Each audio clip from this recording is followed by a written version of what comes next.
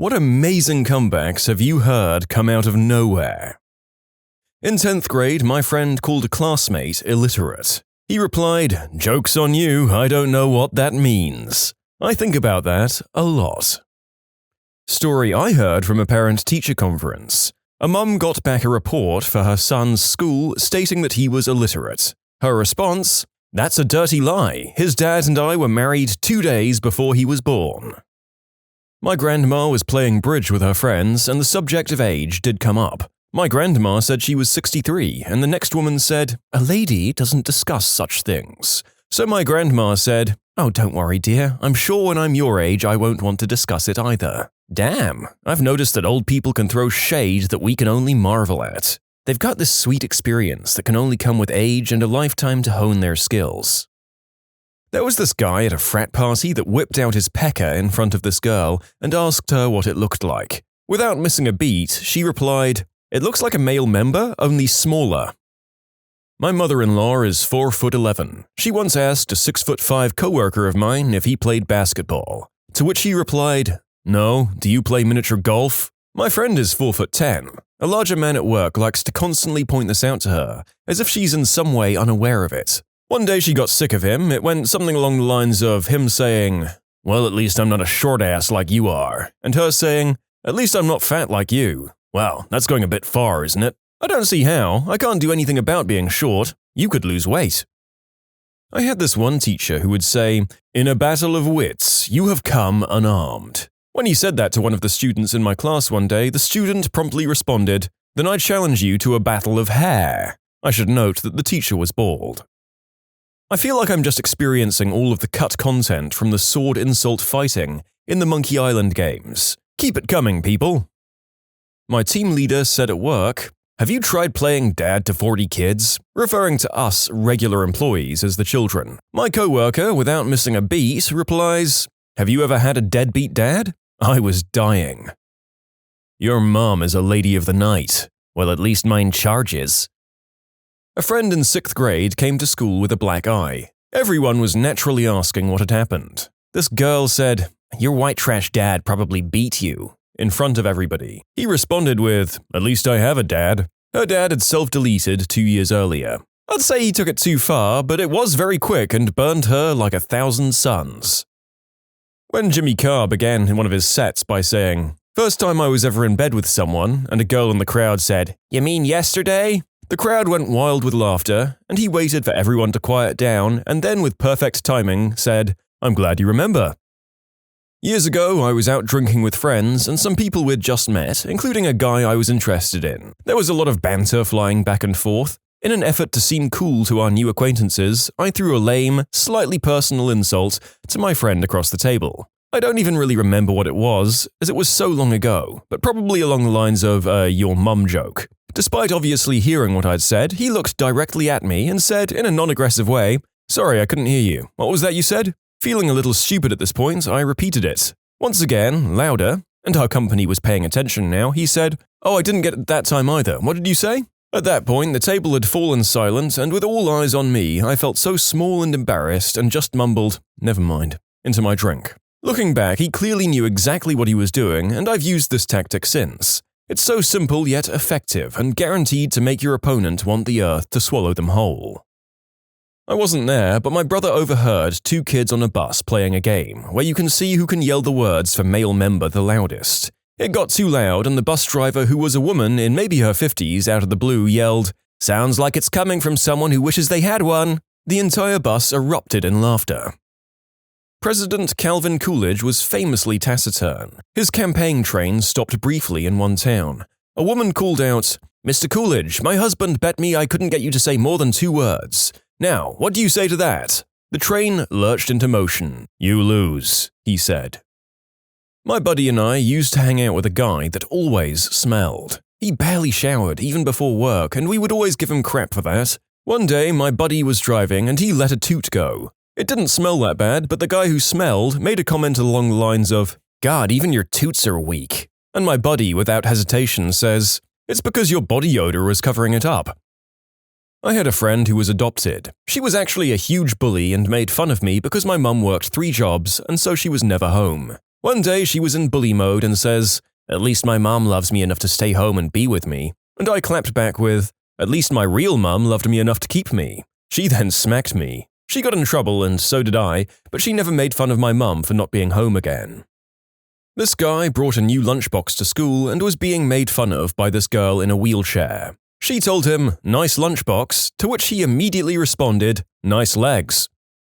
Back in high school, I was president of the role-playing game club. It was a real shell organization. We just existed so that on Fridays we could play in an English teacher's classroom after school, and we needed to keep the bathrooms open. Summer came and something like 3/4 of the squad were sentenced to summer school. So on most days we'd get together to play some D&D on the abandoned lunch quad until it got dark. One day these two girls came up to the group. Bear in mind, we're playing D&D, so we largely have no ability to converse with females. And these are your more adventurous girls from school, but they were very chill, just casually talking with us about what we were doing and all that jazz. One of them started playing with my bike helmet. It was old as hell, and the glue holding the inner styrofoam to the outer shell was all gone, and they'd come apart if you grabbed one and not the other. So this girl picks up my helmet to ask about all the ski stickers on it, and the foam fell out. "Your helmet sucks wang," she declared. It was an instinct, my reaction, born of long nights chugging energy drinks and rolling dice. Maybe your head just sucks wang. Now, if this interaction happened between my buddy Nikolai and I, that would have been funny, but she just got offended and left. I once read that Margot Fontaine was having dinner with Jean Harlow and a group of other people, and Jean kept calling her Margot, pronouncing the T. Fontaine said, "No, Jean, the T is silent, as in Harlow." 1930s savagery right there. A male colleague was once telling us how he fell asleep during oral fun times the night before. My other colleague Ed immediately asked, "What woke you up, the stiff eggplant hitting the back of your throat?" "No need to call me Sir, Professor." Were you born like this, or did you follow a course? A bully calls an idiot the C word. The idiot says, "You are what you eat." The bully laughs. The idiot says, "I guess that makes you a butthole." Bully picked on a quiet kid, and the quiet kid smashed his face to a wall. You know, I'm not sure if this latest one quite matches the others, but maybe it was his comeback in life after a couple of years of quietly taking crap. So we'll use it. And now for some historical burns from a former Prime Minister of the United Kingdom.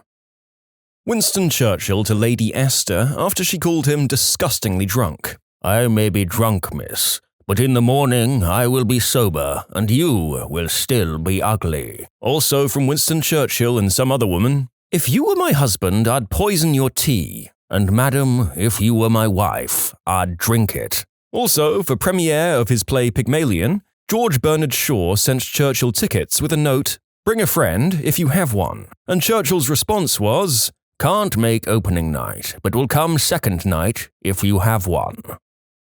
A guy stole my friend's soccer ball one day. We were 13, so I watched as she went up to get it back. He said he wouldn't give it back unless she gave him a BJ. She responded with, "Sorry, I can't. My mum told me not to put small things in my mouth." She then snatched the soccer ball and walked away happily.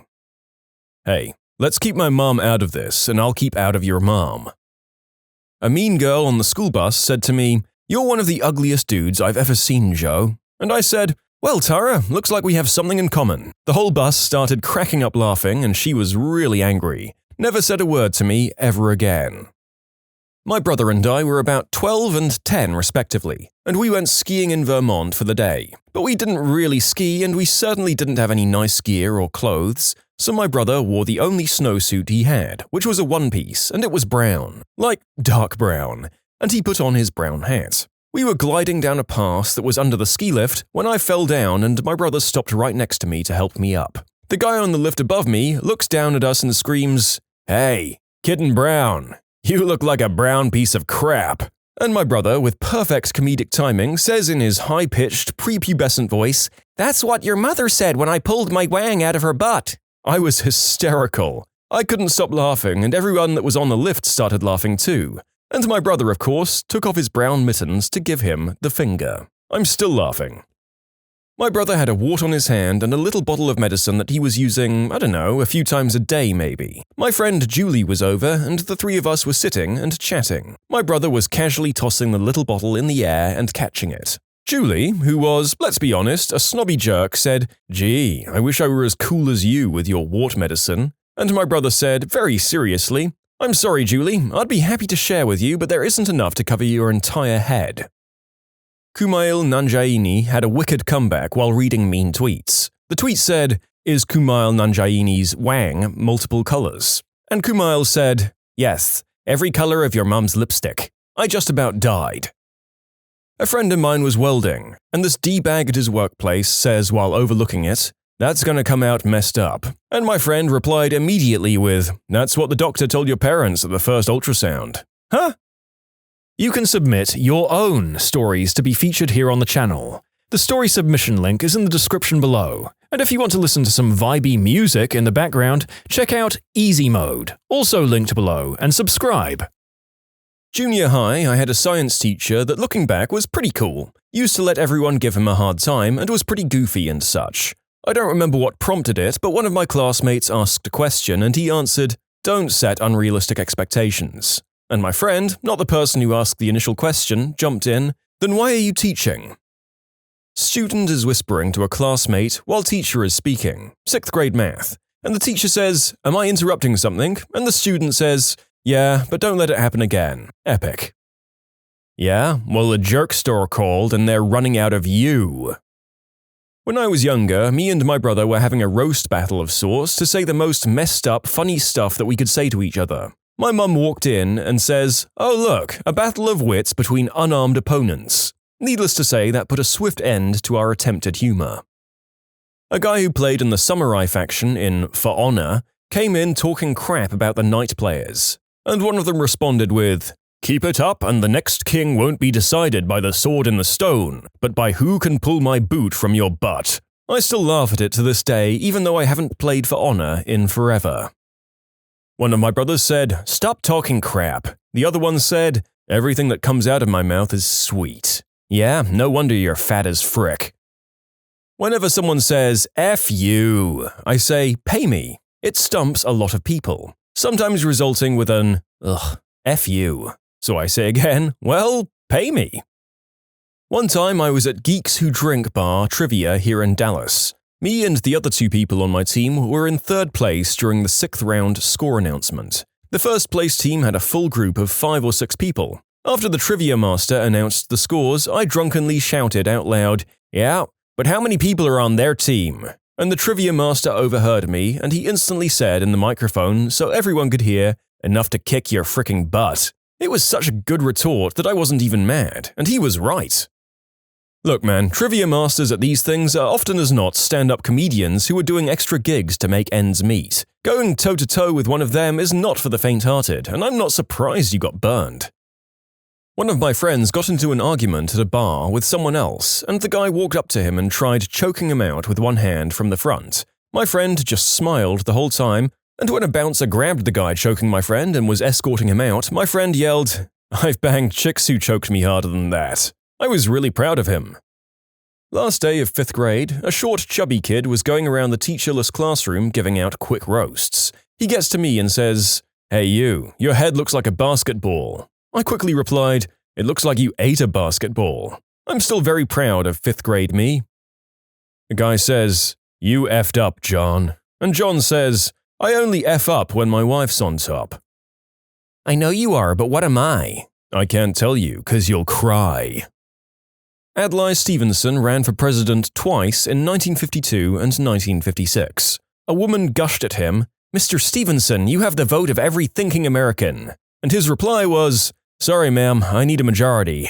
Adlai was quite witty and a true statesman. My folks were yellow dog Democrats who would vote for a yellow dog on the ballot instead of a Republican, and told me how cool he was. When my bro was about 10, it used to be my job to take him for his Saturday morning soccer game. It was run by his school and they'd play other school groups. It sucked as a teenager, but I mostly just hung out with the other mums and cut up oranges and stuff. I've got to mention that I live in a pretty white area, and my brother and I look absolutely and unapologetically Muslim, because we are. Anyway, my little brother's team came off the field after absolutely thrashing another school. The school is in a pretty rural, read racist, area, and one of the kids ran up to my bro and screams, "You learn how to play like that in terror bombing camp?"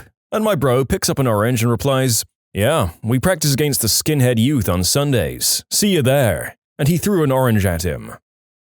Sophomore year of high school, 1995. A close friend of mine had just gotten her first of what would be eventually many tattoos, a rubber ducky on her belly, just beside her navel. We had a church camp thing that weekend, and she tried to keep it covered as much as she could. But she had to keep applying Neosporin and such, so we kept ducking out to hallways and spare conference rooms at this massive church, so she could take care of business and I'd look out for any adults who might yell at her for the tattoo. So maybe the 5th time we went out to get her tattoo some air, these girls from another church sneak out and follow us. Picture the cast of Mean Girls. Wealthy, snotty, preppy, pretty, and totally up their own butts. They're all blonde, thin as rails, and dressed like a Land's End advertisement. My friend and I were also skinny blondes, but she dressed grunge, and I was into the skater, raver look at the same time. A total poser, as I didn't do substances, but I had a pixie haircut with a green streak in it, and I wore little boys' polo shirts and enormous pants. Not the type these girls thought of as cool. Anyway, the lead blonde clone walks up to us and asks in her flat Valley Girl voice, "Oh my god, is that a tattoo?" And my friend goes, "Yep," as she's dabbing little spots of blood away and applying ointment. And the girl goes, "Is it real?" And my friend goes, "No, it's fake, and so is the blood." Blondie catches her sarcasm, amazingly enough, and stares hard at my friend's belly for a moment and asks, "What's gonna happen when you get fat?" And without missing a beat or even looking up from what she's doing, my friend said, "I don't know. What happened when you got fat?" The girl was open-mouthed for a second and then lamely called her the B-word and stalked off with her entourage. But I could tell my friend got to her. She was the comeback goddess. She always knew exactly what to say to level a person who crossed her. My brother brought his college girlfriend home with him during Christmas break. Dad's pulling a double shift, and my mum ran off to France with some fancy European guy, and I'm teabagging my classmates on Halo 3. The two of them get bored just sitting there on the couch since I'm not much of a conversationalist. Anyway, one thing leads to another, if you know what I mean. Unfortunately for them, my dad's boss had a Scrooge epiphany and sent them home early for Christmas Eve. So Dad walks in carrying this giant Christmas ham to surprise us with, only to find his eldest son doing something pretty specific with his girlfriend's butt. Dad goes full Leviticus on my bro and declares the butt an unclean organ and then said it was detestable to practice sodomy in front of me. I tried to defend my brother with the old, "I've seen worse on the internet" defense, but Dad just talked over me. The disrespect teed off my brother and he tore into my dad. Maybe if you ate Mom's booty more, she wouldn't have left us. Brutal perhaps, but it did shut down Dad's biblical rant. Merry Christmas, everyone. When we were kids, my older brother and I were arguing about some crap and I said, "I knew that before you were born." Without hesitation, he replied, "Did you have a library in your part of Dad's ball bag?" And we both wet ourselves laughing for 5 minutes. There was once a kid in 7th grade that was at least a foot shorter than me, and he was trying to roast me. At one point, I just interrupted him and said, "Hey, at least I can go on the fricking Ferris wheel." I and those around me got a kick out of that. "Your mom's a lesbian." "Yeah, with your mom."